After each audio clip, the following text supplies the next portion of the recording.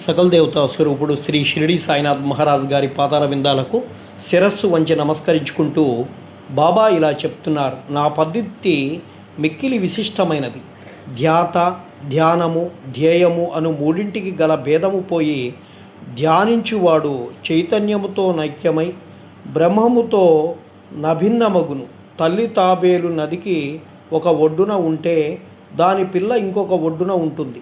తల్లి వానికి పాలనిచ్చుట కానీ పొదుపు చేయుట కానీ చేయదు. దాన్ని చూచిన మాత్రమే వానికి జీవశక్తినిస్తుంది. చిన్న తాబేళ్ళు ఏమీ చేయక తల్లిని జ్ఞాపకముంచుకొను.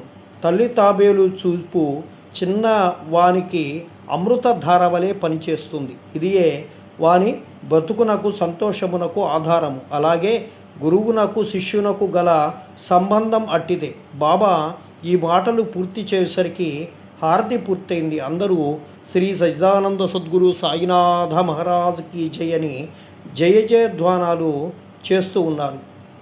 మరి హారతి పూర్తి కాగానే ప్రసాదం పంచిపెట్టి బాబాకు నమస్కరించి బాబు సాహెబ్ జోగు బాబా చేతిలో కలకండ ముక్కను పెట్టెను. బాబా దాని నంతయు హేమాత్ పంత్ చేతిలో పెట్టి ఇట్లా నేను ఈ కథ